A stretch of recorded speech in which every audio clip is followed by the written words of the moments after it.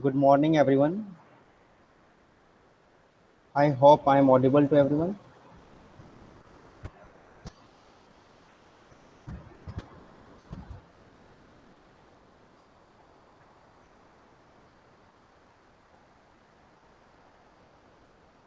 Okay. So let's start our today's session. Could anyone give me a recap what we have done till now?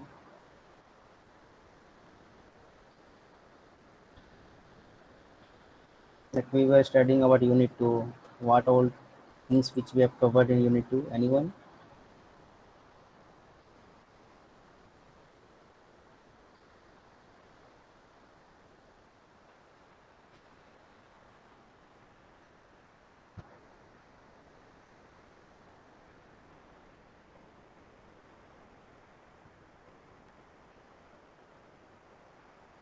Okay, what we were doing studying in the last class?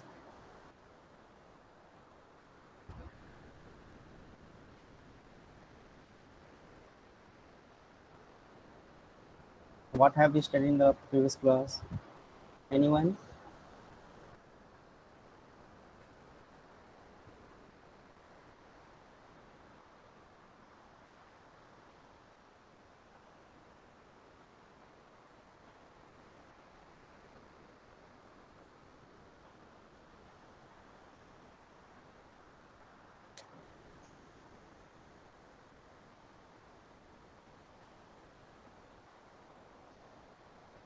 So in the past class, we have studied about the lambda function. Okay. Also, we have studied about recursion. So what is recursive function? A function calling itself is known as recursive function. What are the things you have to keep in your mind while writing a recursive function? Always there should be some base condition or say terminating condition. So if you anyhow forgets to write any base condition or terminating condition, your recursive function is going to behave like a infinite loop. So it is going to run for infinite number of times. So if anyhow if you are going to miss the terminating condition or base condition, it is going to run for infinite number of times. Then also we have studied about Tower of Hanoi in the previous class, how we are going to place this which is from smaller to larger size, such that we have only we have three roads or A, B, and C. We have to shift this disk from A to C such that no bigger disk is above the smaller disk. Then we studied about lambda function. Anyone, what is lambda function?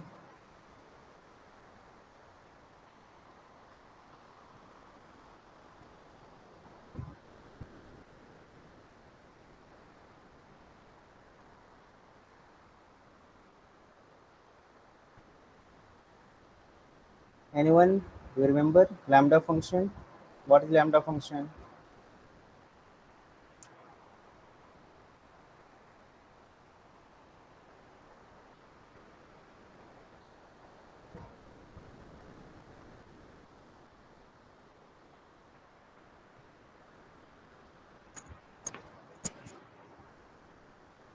So lambda function is an anonymous function in Python.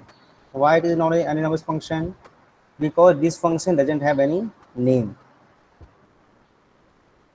So in case of other while writing some other function, we are using def keyword def, then a function name, then we are going to write some arguments, and then we do some write some statements, expression, and all. But in case of lambda function, we don't have any function name.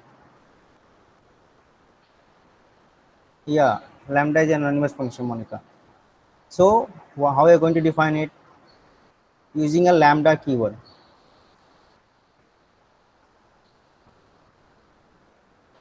Now here we can pass each and every argument in a similar way which we used in the by default function in Python.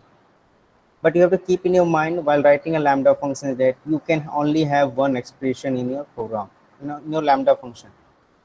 You can have any number of argument, no issue, but you are going to have a single expression.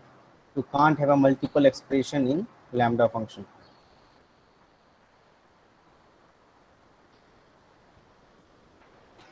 So anyone, what were the advantages of lambda function?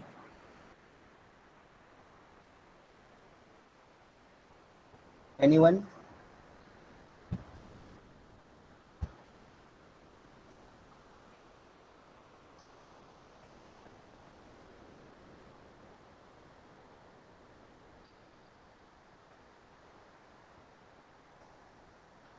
What are the advantages of lambda function?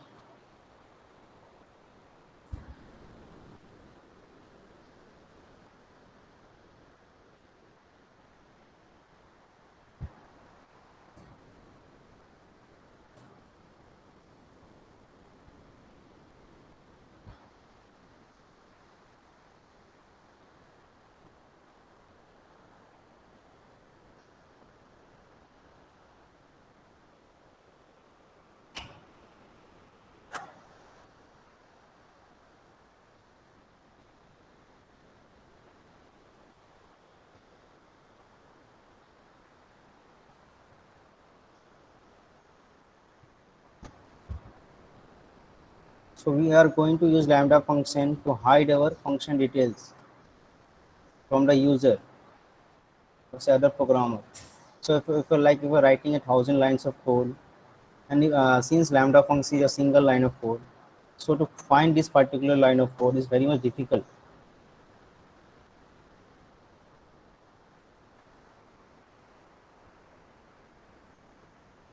Now, already we have started our modular programming, but we will proceed forward today also with the modular programming.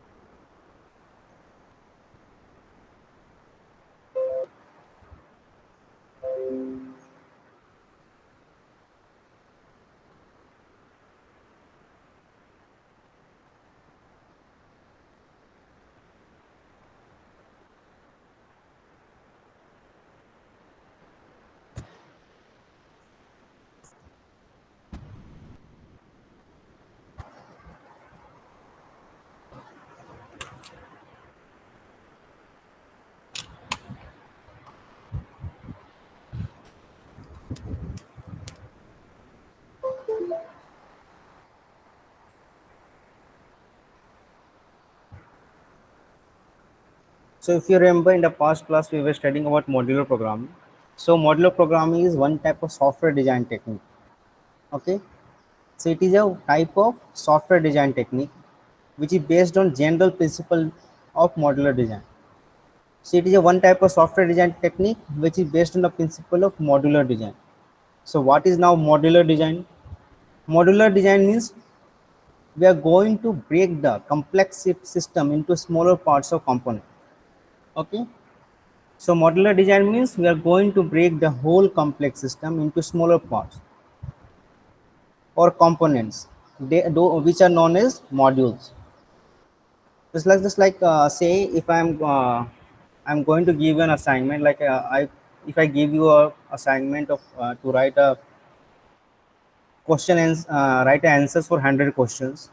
If I give you this task and I ask you have to submit in a 1 week, it is going to be a tough task, tedious task or Herculean task for you.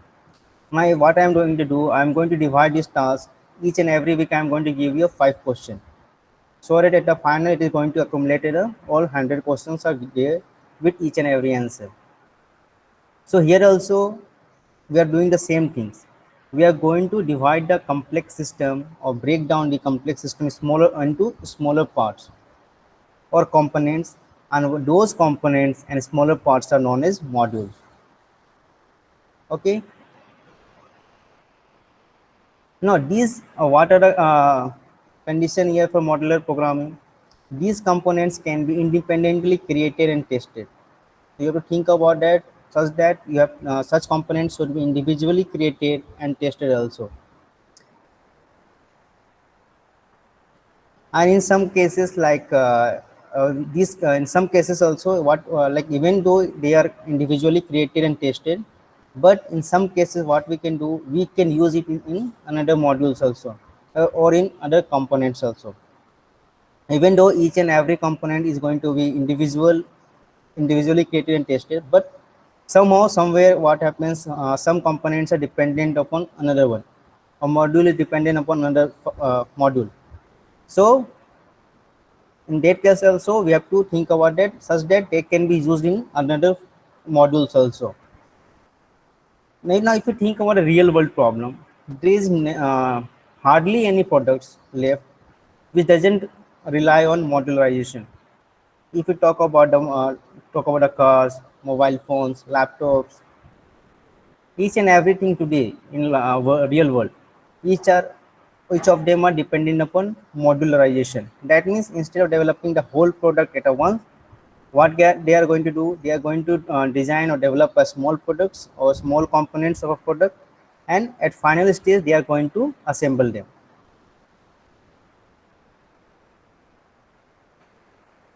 Now if you talk about the university or colleges, now instead of taking the single exam at last, how the university is carrying on, they are dividing the class examination into three or four parts, like your CSE part is there, internal exam is there, faculty marks is there, your final examination is there.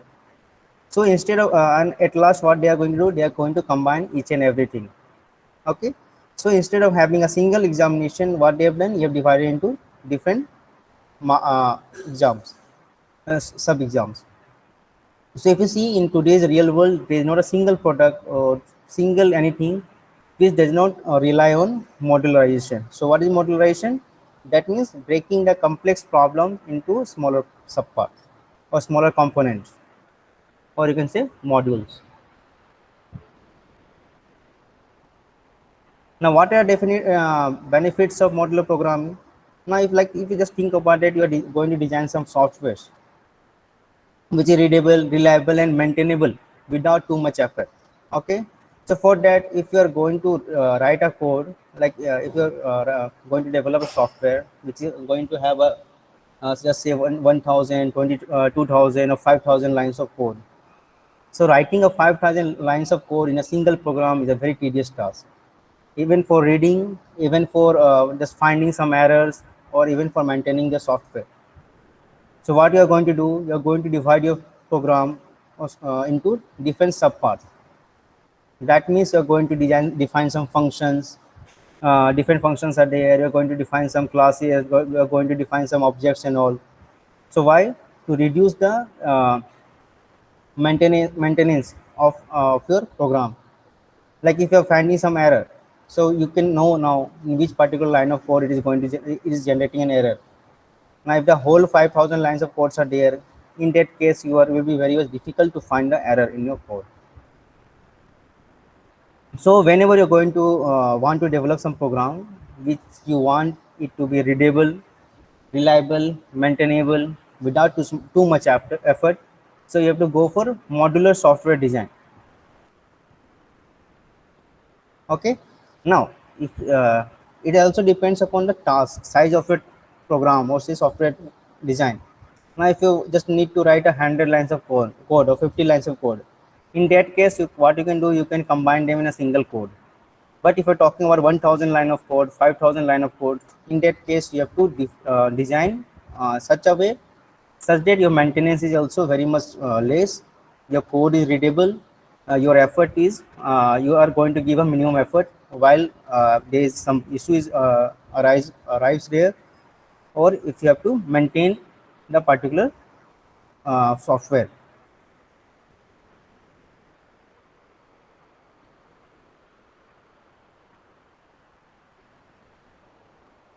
So when we talk about software designing in modular form, okay, so there are very variety of concepts are there to design a software in modular form.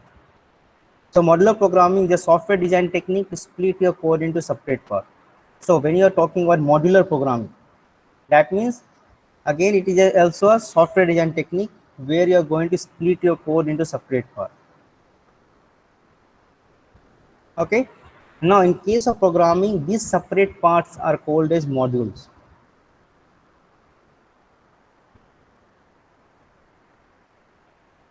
Now how you are going to separate the codes or separate the modules, separate the parts? You have to separate the modules in such a way that there are no independency or very much less independency. So there should be either no dependency or else very, very less dependency.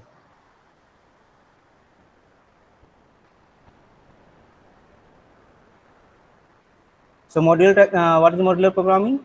It is a software design technique in which you are going to split your code into separate parts. These separate parts are going to be called as modules. And what you have to keep in your mind while separating the codes or making a modules, you have to make the module such a way either there are no dependency or a very few dependency upon the module. So in other words, if you see, minimization of dependency is the goal. So modular programming means you have to minimize the dependency. So our main objective or the main goal of writing a modular programming or separating the code is to minimize the dependency. So when creating a modular system, several modules are built separately and more or less independently. Okay. So while you are creating a modular system, what you are going to do, either you are going to build the module separately or somehow very little dependency is there. And how you are going to make the final application? For the final application, you are just going to club each and every module. So in the last line of code, the executable application will be created by putting them together. So in the final, what you're going to do, you're going to club them together. So each and every module which you have separated before in a software modular design technique, now what you're going to do, you're going to club them together.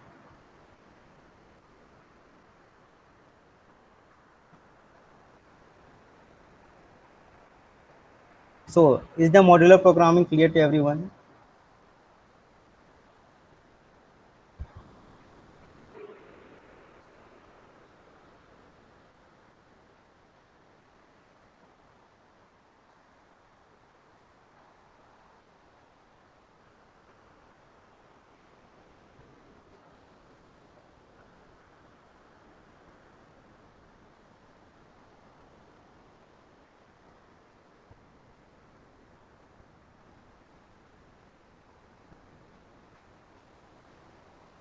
Rest of the people,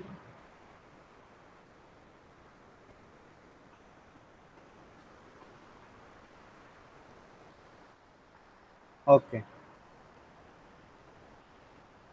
Now, currently, we were talking about the modular programming techniques, modular design, how you're going to design, but how it is going to be related in a Python. Okay.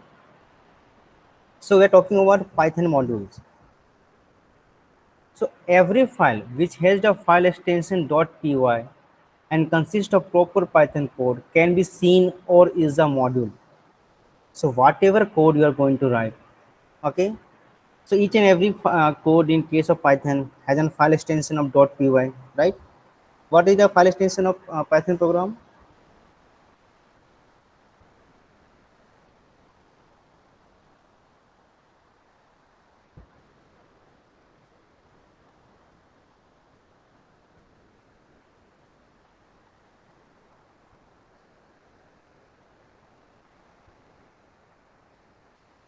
Anyone? What is the file extension of Python program?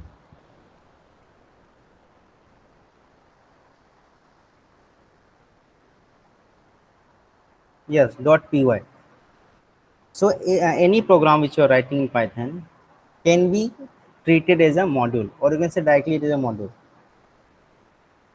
So you can see there is no special syntax required to make such a file a module.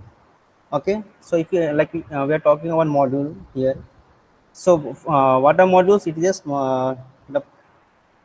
the complex tasks which are divided into smaller tasks or say component. These small components are known as module. So for developing these modules, in case of Python, there is no such syntax is there.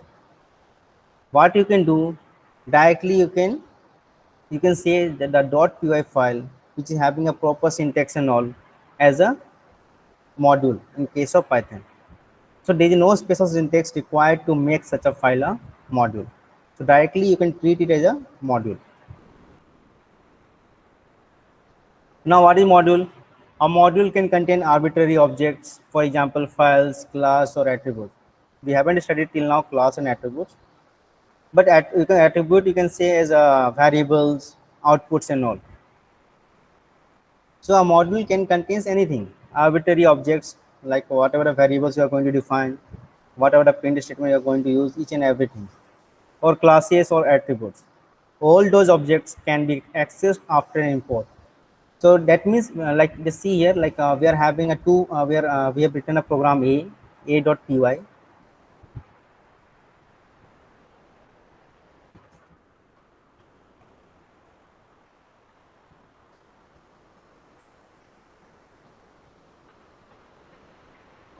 Now we have written some program.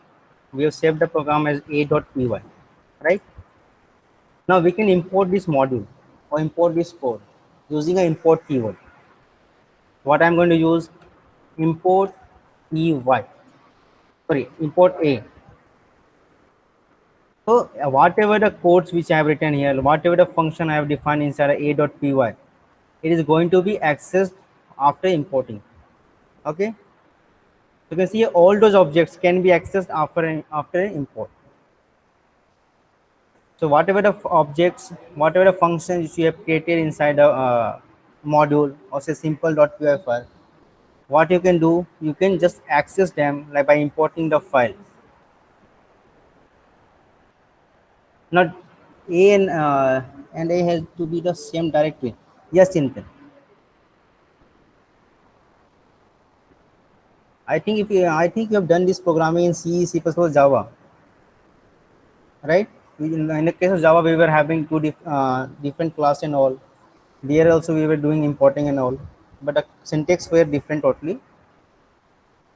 Like if you remember interface and all. So here also the condition here is for time being that it should be in the same directory. Now, if we talk about see, these modules will be combining together to make a single package.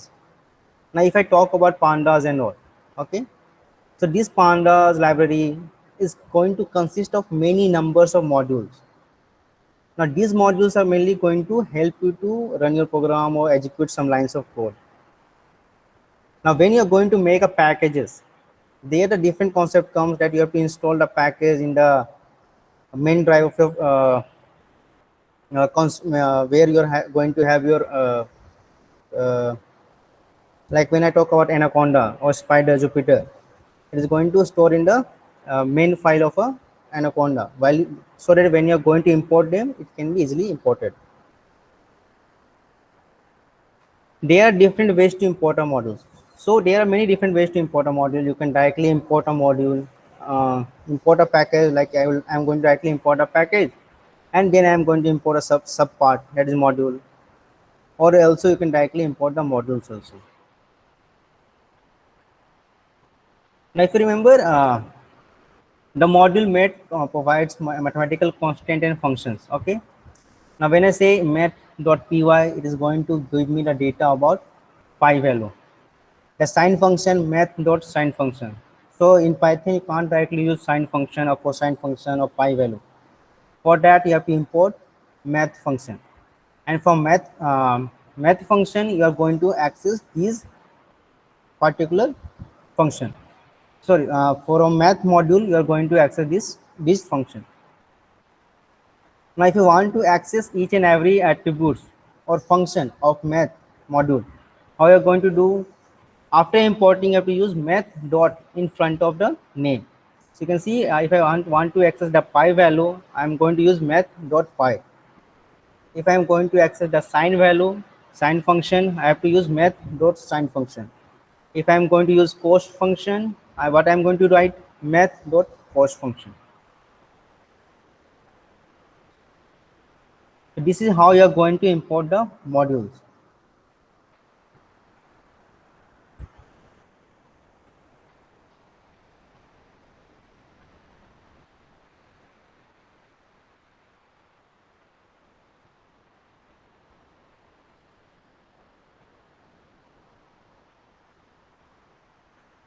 So now we are going to learn how what are different ways you are going to use to import some uh, function of a module.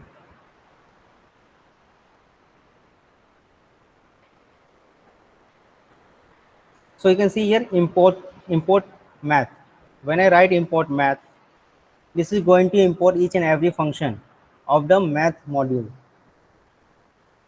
So whatever the function or attributes written inside a math function can now be used inside my program. So, but what is the condition here? If you want to access any function or attribute of math function, I have to use math dot. Without that, I can't access the function. So math dot pi, it is going to return the pi value. Math dot sign,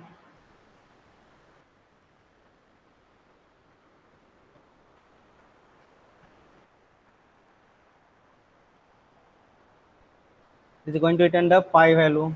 It is going to return the sine value of the angle whichever you are going to provide here.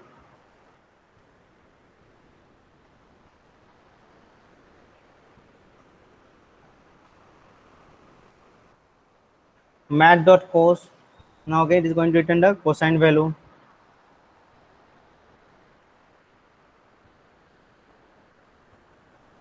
Now, when you are importing like here in the case we have imported math module, so we can import more than one modules also at a once.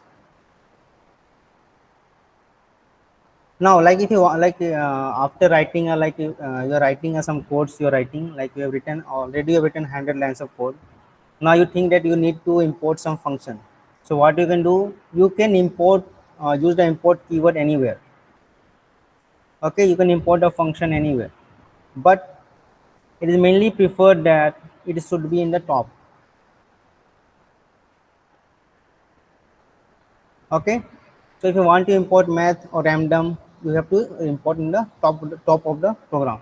Why on the top of the program? Just see like after writing a 50 lines of code, you have already used the math function, but you haven't imported the math function. But after writing more 50 lines of code, that is after 100 lines of code, you are going to import the math function. So it is going to generate an error saying math is not defined. So basically, or also conventional, in a conventional way, people what we do, we are going to define the we are going to import the modules at the beginning of the program.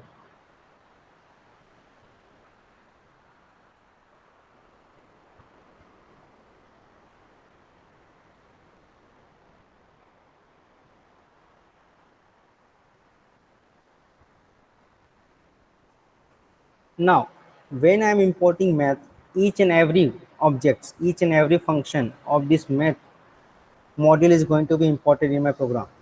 But what happens here is that maybe I don't need each and every module.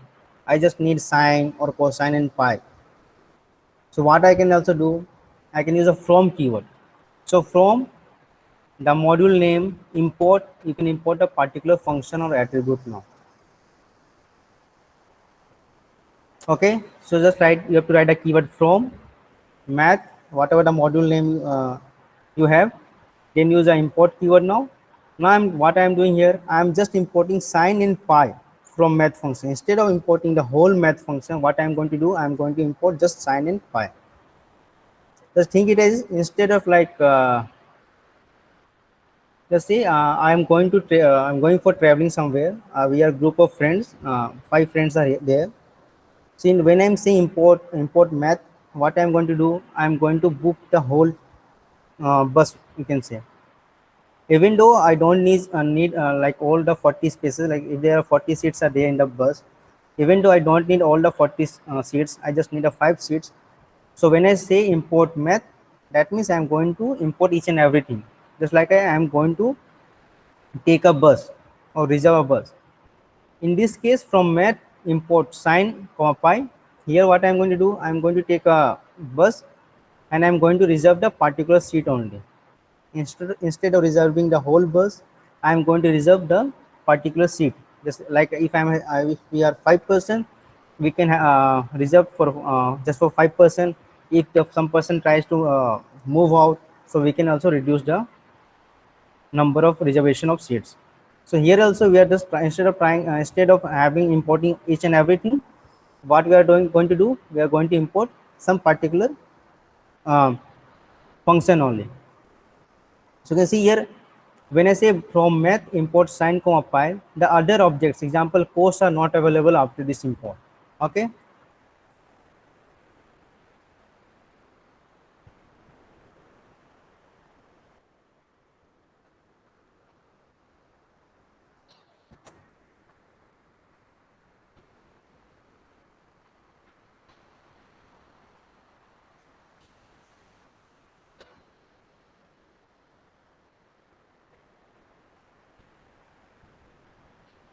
When I write math dot cost, it is going to generate an error. Currently, it will not generate an error because we have already imported math in the previous console. So if I restart this kernel and if I try to do this once again, it is going to generate an error.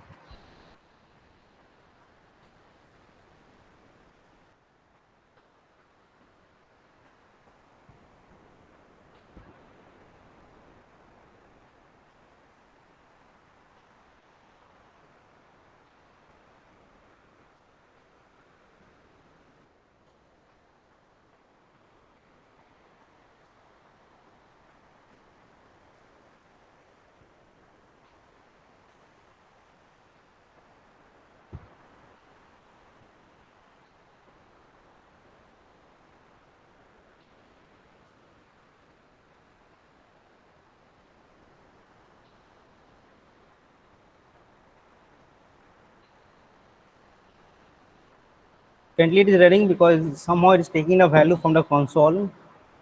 Whenever you are going to restart the kernel, it is going to avoid this one. It is going to generate an error.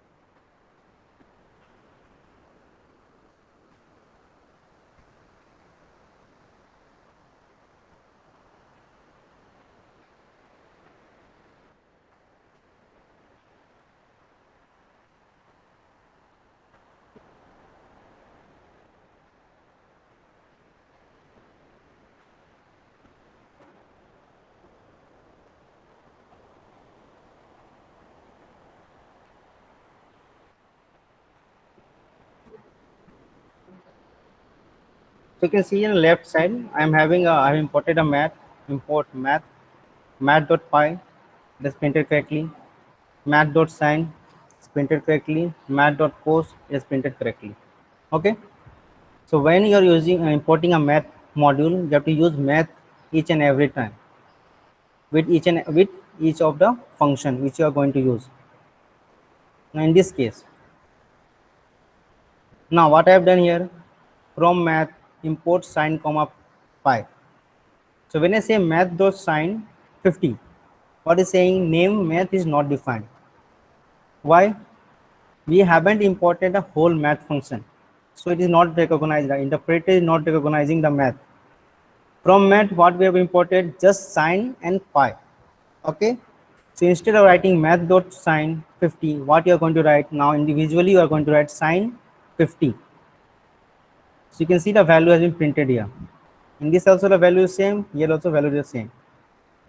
Now for printing the pi value, you don't have to use the pi function here. You just have to write the pi. Even so you can see math.pi when I am writing, the saying name math is not defined. So pi has been printed here, the value of pi. When I say cos 50, when I am passing an argument in a cos function, it is saying name cos is not defined. So here you can see if you are using from function from keyword for importing the particular function only. So if you are writing some other function which have been not imported now, it is going to generate an error. What it is? Name error. Now if you are using a from keyword to import some function of a particular module, you don't need to write the module name dot and dot before the function name to access the values.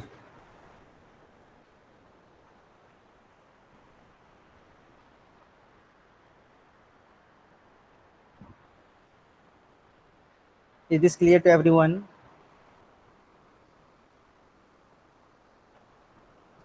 Anyone, any doubt till now?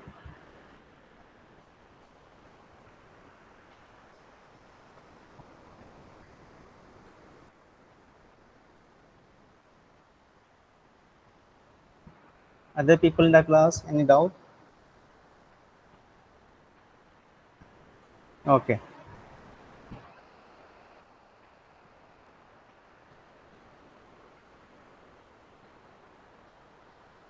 Now, if you see here in this particular example, when I use import math, each and every time I have to use math dot function name, math dot sine, math dot cos. Each and every time if I want to access any function inside the math module, I have to use the math dot, which is a one type of prefix. You can say the module name dot is a prefix here. Now if I want to access directly pi, sine, cos directly, just in this manner. Here after the using from math import sine comma pi, what was happening? I was directly able to write sine 50 pi. Okay, I want to access the function like this. Instead of using some prefix, I want to access the function directly. For that, what it is? For that, we are going to import asterisk. So now what I'm going to do, from math import asterisk. So instead of writing any function name here, what I'm going to write? I'm going to write the asterisk sign. Asterisk means I am going to import each and everything. I don't care what you are having. I am going to have each and everything. Okay. So when I say from math import asterisk, now I can access sine, tan, or exponent value, pi value, each and everything directly.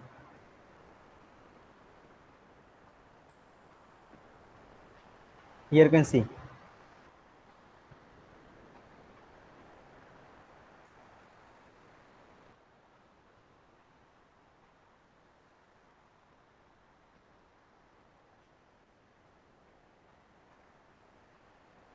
Currently nothing is there in our console. So from math import star. That means bring me each and everything. Whatever you are having, I am going to access it. Even though if I am not using it, I am going to have it. Okay. You can see your sign.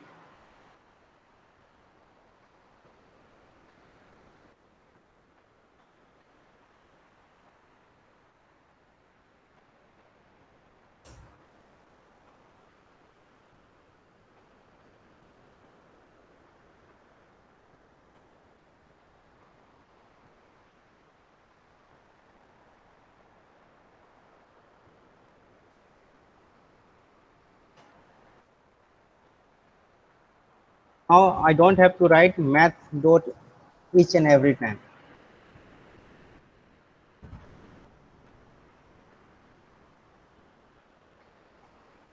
So whenever you go import them, whenever you are going to like if you want to use a module, what you can also do, from module name import asterisk. That means I'm going to use each and everything. So can anyone tell me what will be the demerit of this one?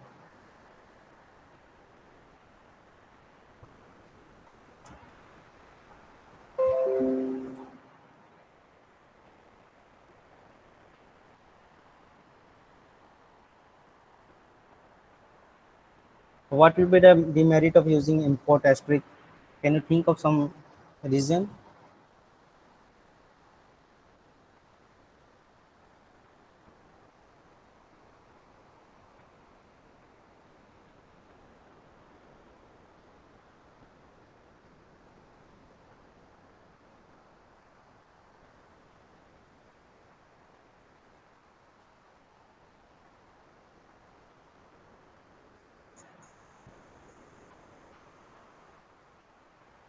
Anyone?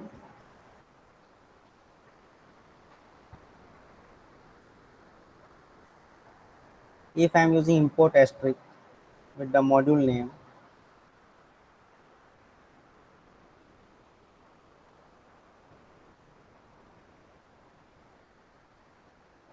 unnecessary packages will be also get imported. Not packages, it will be functions.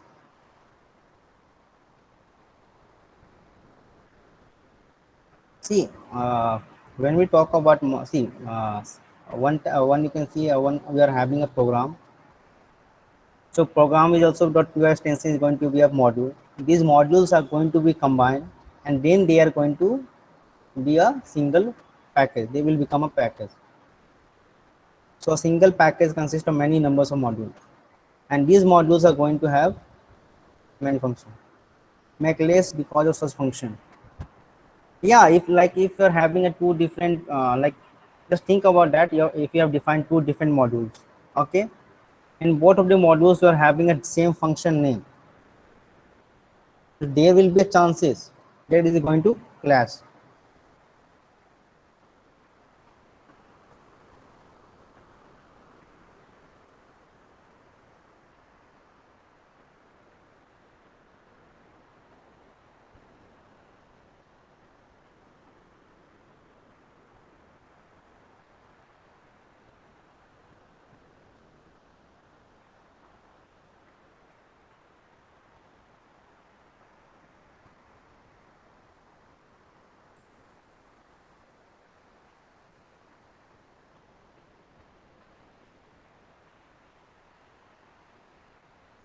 So it says it's not recommended to use the asterisk notation in an import statement except when in working in an interactive Python shell.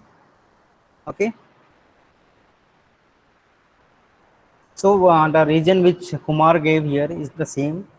The origin of a name can be quite obscure.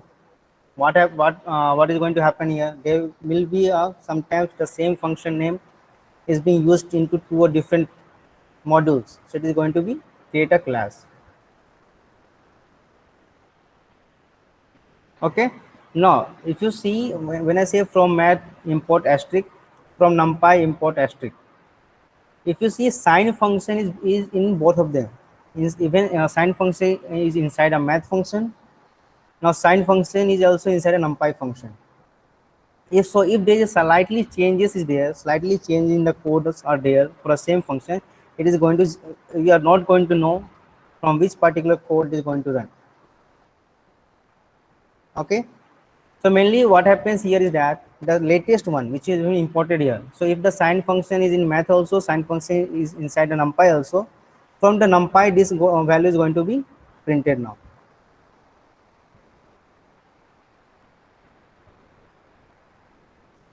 Now people use the asterisk notation because it is so convenient. Okay, like importing an individual say uh, like what you can say like writing the each and every function like from math import pies comma sign and all. What we as a user do, we don't want to do typing and all. Okay, so what we are going to do, we are directly going to import the asterisk sign. That means we are going directly going to import each and everything, even like writing math.py again and again. It's some you can say it is a tedious task doing one again and again. So we generally avoid but we should generally avoid this type of writing. Okay. Now for this, what else you can do? You can do a shrinking effort. Shrinking means we are going to import this particular module with some alias. Alias means we are going to change the name, like this import.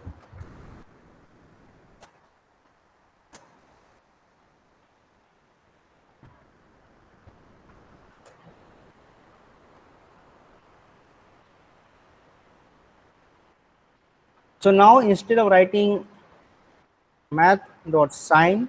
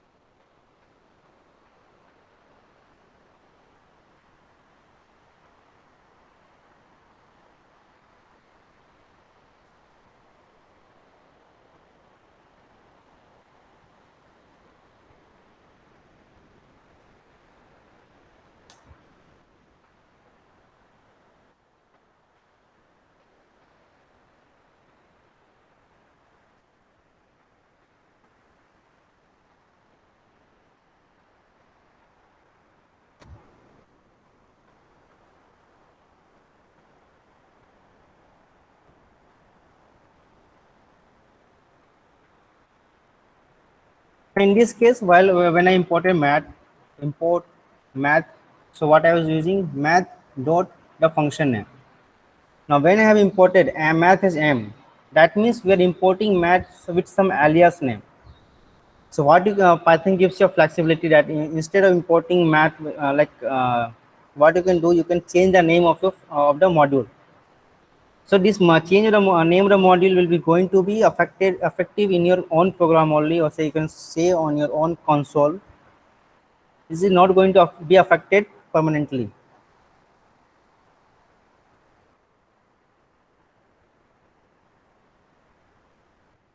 Currently, it will show you an error here. So how you are going to access the sign function? M.sign, m.py.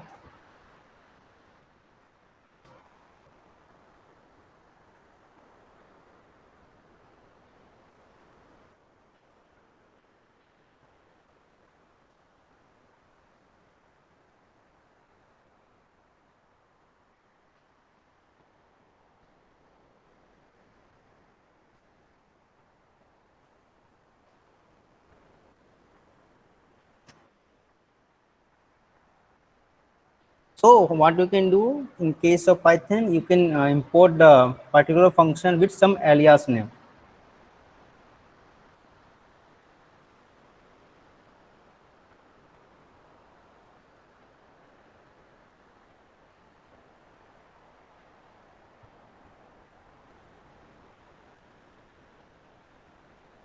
Now you can have the alias name of anything, like you can have your own personal name, cat name, anything you can write here. So it's not default that you have to write as a import math as m, or if you have heard like import numpy as np. Majority of people are using import numpy as np, or say import pandas as pd. So it's not compulsory to use the same words here. So you can have your own words, you can have your own text. No, nothing you have to worry about. So is this clear to everyone?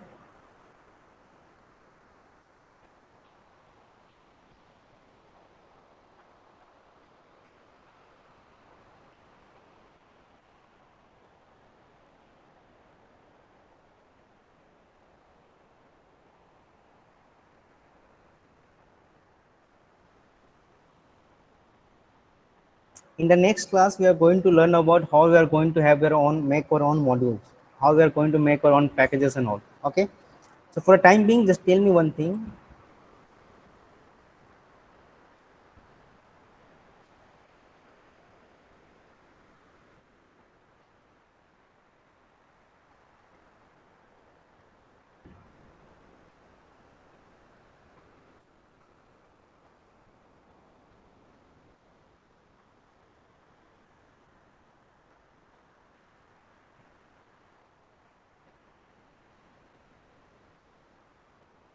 See, out of these four options, import math.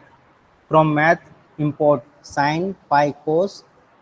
Import math as say m. From math, import asterisk. Which one you should prefer?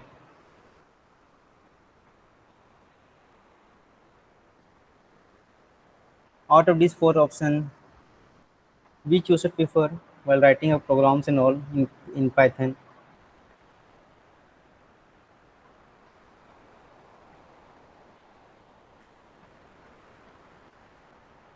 K1 says fourth one. Okay.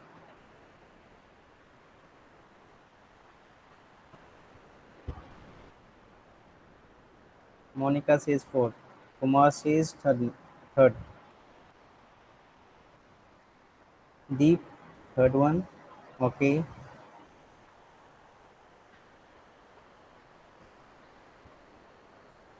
Depends if you know what we will be using. Then second option, otherwise rest of the three. Okay.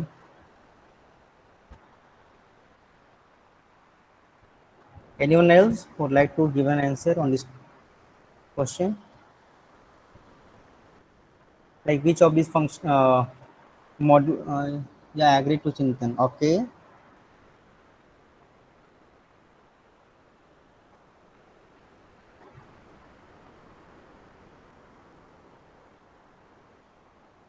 So first of all, Monica and Kevin. Why fourth option?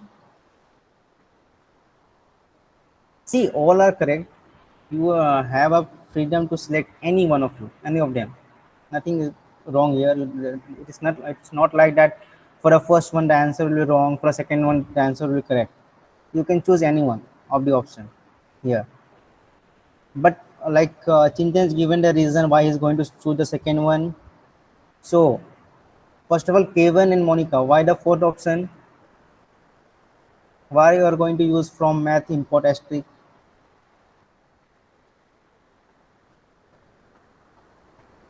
Any reason behind that?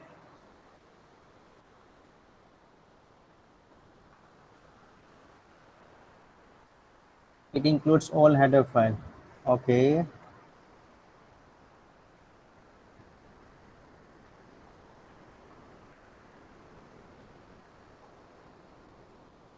Now see, each and everyone has the have their own benefit here. Like when I use import math, what's happening here? You have to you instead of let's see.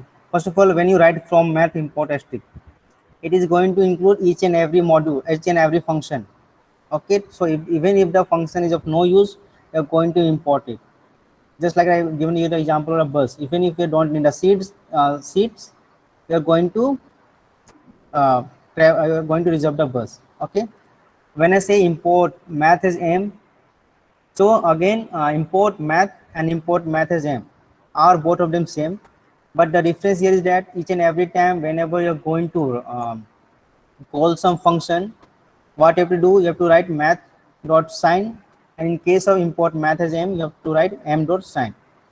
For a third case, second case, which is the best option here, from math, we are directly going to use the function name. But like Chintan said, if we know, so everything comes here. If we know what are the functions we are going to use, we can use the second option. Or else, as the Kevin and Monica say, you can go for a fourth option. So is this clear to everyone? Modules and all?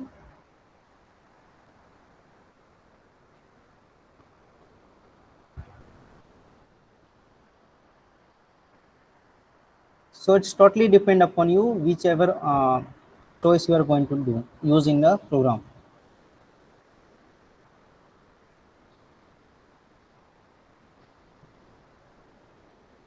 Anyone, any doubt in the today's class?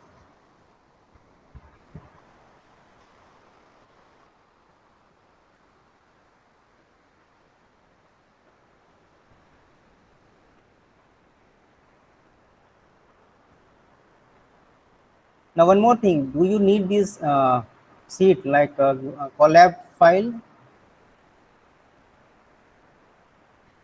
the thing which I am teaching in the class, like I will be uploading the notes and all, like the say PPT and all. So do you need this IP notebook file too? Should I upload that? Okay. Okay, that will be yeah, you said correct. It will be helpful like for running the code at the instant of a moment of a time. Instead of writing a code and running, you can directly run the code.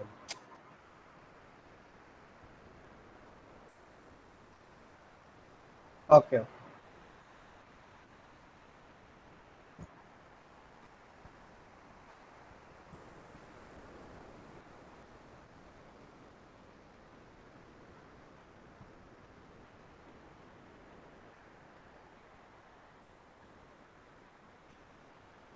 So in the today tomorrow's class, we are going to learn about how you are going to create our own modules.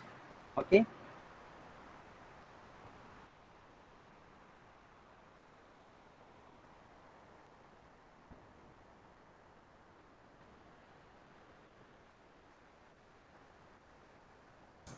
Please check your name in the attendance list, else you may leave the class now.